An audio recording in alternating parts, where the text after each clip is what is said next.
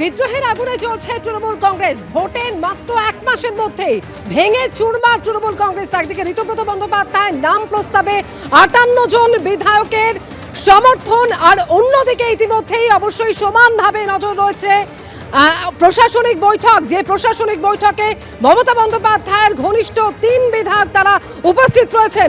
সরাসরি কথা বলবো শিবাশিস মৌলিক এই মুহূর্তে রয়েছেন আমাদের সঙ্গে। শিবাশিস, 3 বিধায়ক যার মধ্যে অত্যন্ত তাৎপর্যপূর্ণ হচ্ছে ফিরহাদ হাকিম, তিনি মমতা বন্দ্যোপাধ্যায় ঘনিষ্ঠ 3 বিধায়কের মধ্যে ফিরহাদ হাকিম, তিনি আজকে উপস্থিত রয়েছেন। একদমই তাই। দেখো, শুরুতেই তোমার যে ছবি দেখাবো, নয়না দাস বন্দ্যোপাধ্যায় তিনি বৈঠক সেরে বেরিয়ে এসেছেন, রূপা গঙ্গোপাধ্যায় বেরিয়ে এসেছেন, এবং বিজেপি বিধায়ক রূপা গঙ্গোপাধ্যায় এবং তৃণমূল কংগ্রেস বিধায়ক নয়না বন্দ্যোপাধ্যায়, তাদের মধ্যে কিন্তু দেখা গেল একটা কথোপকথন হতে। এবং এই যে কথোপকথনের ছবি, এই যে সৌজন্যের ছবি, এই ছবিটা কিন্তু ভেতরে এই ছবিতে আরও কিছু ছবি যোগ হয়েছে, এরকমটাই কিন্তু বৈঠক সূত্রে জানা যাচ্ছে। যাদের কথা তুমি বলছিলে, ফিরহাদ হাকিম, নয়না বন্দ্যোপাধ্যায়, কুণাল ঘোষ ছাড়াও একাধিক মমতা বন্দ্যোপাধ্যায় ঘনিষ্ঠ বিধায়ক কিন্তু রয়েছেন। এর মধ্যে আমি কথা বলার চেষ্টা করবো নয়না বন্দ্যোপাধ্যায়।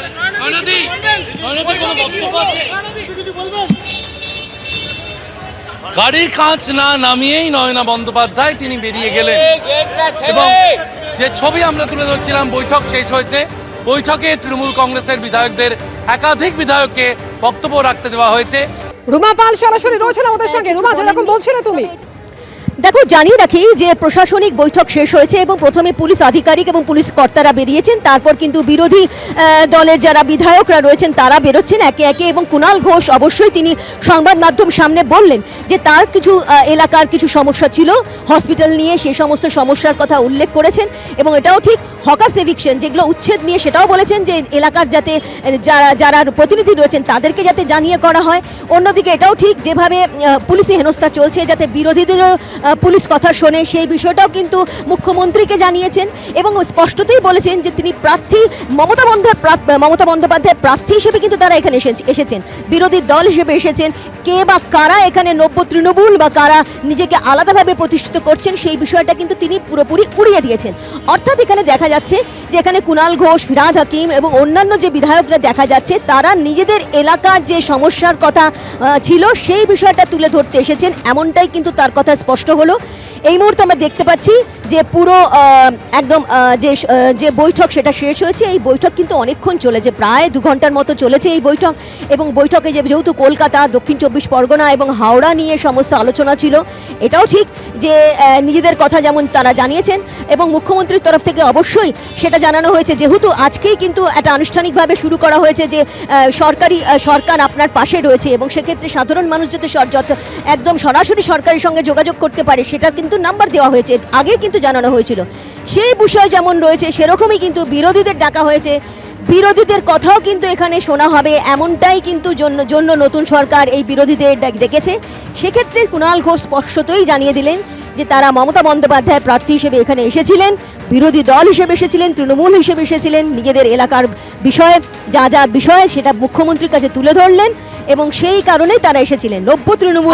আমরা কুণাল ঘোষের বক্তব্য আমরা ইতিমধ্যেই শুনলাম। বেলেঘাটার বিধায়ক হিসেবে তিনি আজকের বৈঠকে যোগ দিয়েছেন, বেলেঘাটার উন্নয়নের কথা তিনি তুলে ধরেছেন। বৈঠক শেষে বেরিয়ে এসে তিনি এমনই বললেন। তবে তৃণমূল বিধায়করা একের পর এক তারা আজকে এই প্রশাসনিক বৈঠকে যোগ দিয়েছেন, যা অত্যন্ত তাৎপর্যপূর্ণ। মমতা বন্দ্যোপাধ্যায় ঘনিষ্ঠ একাধিক বিধায়ক তারা যোগ দিলেন আজকের এই প্রশাসনিক বৈঠকে। আজকের বৈঠক সম্পর্কে আরো কি বলছেন তারা, এই বিষয়ে জানবো। অনির্বাণ বিশ্বাস সরাসরি রয়েছেন এই মুহূর্তে আমাদের সঙ্গে। অনির্বাণ,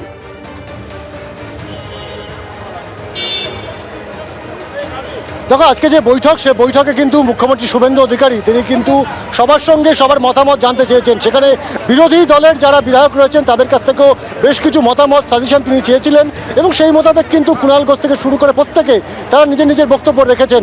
যদিও বেরিয়ে যাওয়ার পর সময় কিন্তু ফিরহাদ হাকিম থেকে শুরু করে নয়না বন্দ্যোপাধ্যায় তারা সংবাদ মাধ্যমের সামনে কিছু বলতে চাননি। তবে বিদ্রোহী যে তৃণমূল বিধায়করা রয়েছেন, ঋতব্রত বন্দ্যোপাধ্যায় এবং তার পাশাপাশি সন্দীপন শাহ, তারা কিন্তু জানালেন যে তারা নবান্ন থেকে এই মুহূর্তে সোজাসুজি পৌঁছে যাচ্ছেন কিন্তু কিন্তু অ্যাসেম্বলিতে, এবং তুমি জানো যে আজকে কিন্তু অ্যাসেম্বলিতে সেখানে কিন্তু বিদ্রোহী যে বিধায়ক তাদের তরফ থেকে বিরোধী দলনেতা কে হবে হুইপ, চিফ হুইপ, এই সমস্ত বিষয় নিয়ে তারা প্রস্তাব রেখেছেন। ফলত এখান থেকে এখন নজর কিন্তু সম্পূর্ণভাবে সরে যাচ্ছে বিধানসভাতে, এবং যেটা আমরা জানতে পারছি নবান্ন সূত্রে যে আজকের বৈঠক সেটা অত্যন্ত গঠনমূলক হয়েছে।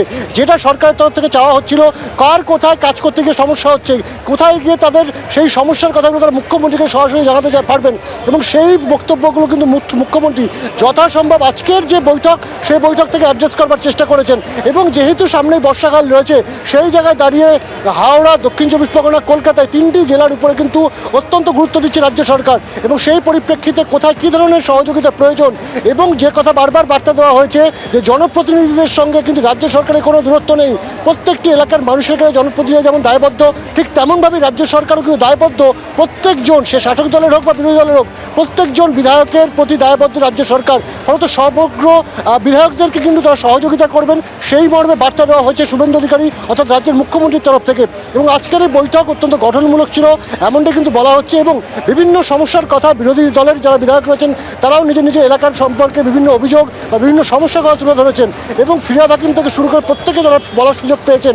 এবং আজকের যে বৈঠক, সেই বৈঠক থেকে কিন্তু মূলত বেশ কয়েকটি বিষয়ের উপরে গুরুত্ব দেওয়া হয়েছে। এক, সর্বস্তরে যে সমস্ত বিধায়করা রয়েছেন, সে শাসক দলের হোক বা বিরোধী দলের হোক, প্রত্যেক বিধায়কের সঙ্গে রাজ্য সরকারের যে মেলবন্ধন বা সহযোগিতা, সেই সহযোগিতায় গুরুত্ব দেওয়া হয়েছে। পাশাপাশি যেহেতু প্রাক বর্ষায় বৈঠকের ক্ষেত্রে 3টি বিষয় গুরুত্ব দেওয়া হয়েছে। এক, কোথায় কোথায় জল জমছে এবং সেই জল কিভাবে বের করা সম্ভব, মানুষকে কিভাবে দুর্ভোগের হাত থেকে বাঁচানো যেতে পারে, সেই বিষয়টিতে জোর দেওয়া হয়েছে। এবং দ্বিতীয়, অত্যন্ত গুরুত্বপূর্ণ, হাওড়া থেকে শুরু করে কলকাতা, প্রত্যেক বছর একাধিক জেলায় দেখা যাচ্ছে যে বিদ্যুৎপৃষ্ট হয়ে মৃত্যুর সংখ্যা বাড়ছে, এবং সেইটা কিন্তু উদ্বেগজনক রাজ্য সরকারের কাছে। এবং সেই পরিস্থিতিতে কী কী করণীয়, সে বিষয়ে কিন্তু দুপক্ষের মত বিনিময় হয়েছে। ফলত এমন সমস্ত গঠনমূলক আজকে যে বৈঠক, সে বৈঠক পর্যালোচনা বৈঠক শেষ হয়েছে, এবং এই মুহূর্তে কিন্তু একে একে আধিকারিক থেকে শুরু করে সর্বদলের যারা বিধায়ক তারা কিন্তু বেরিয়ে আসছেন। যদিও বিধায়কদের মধ্যে কুণাল ঘোষ ছাড়া সেভাবে সংবাদ মাধ্যমের সামনে কেউ কথা বলেনি। আমরা কিছুক্ষণ আগে চেষ্টা করছিলাম ঋতব্রত বন্দ্যোপাধ্যায়, সন্দীপন শাহ, জাভেদ খানদের সঙ্গে কথা বলার, তারা একেবারে স্পিকটি নট, যতক্ষণ পর্যন্ত না বিধানসভা স্পিকারের তরফ থেকে এই যে তাদের আনা প্রস্তাব, অর্থাৎ 58 জন বিধায়কের আনা যে প্রস্তাব, সেই প্রস্তাব যতক্ষণ পর্যন্ত সরকারিভাবে অনুমোদন পাচ্ছে ততক্ষণ পর্যন্ত তারা সংবাদ মাধ্যমের সামনে আসতে চাইছেন না বা কোনো কথা বলতে চাইছেন একদিকে না। নবান্নের প্রশাসনিক বৈঠক, অন্যদিকে সমানভাবে আজকে নজর রয়েছে বিধানসভার দিকেও। তবে ইতিমধ্যে নবান্নের প্রশাসনিক বৈঠক শেষ হয়েছে, বিধায়কেরা, বিরোধী দলের বিধায়কেরা তারা একে একে আসছেন, এবং তারা যেটা বলছেন যে সহযোগিতার আশ্বাস পাওয়া গিয়েছে সরকারের থেকে। ধন্যবাদ অনির্বাণ তোমাকে।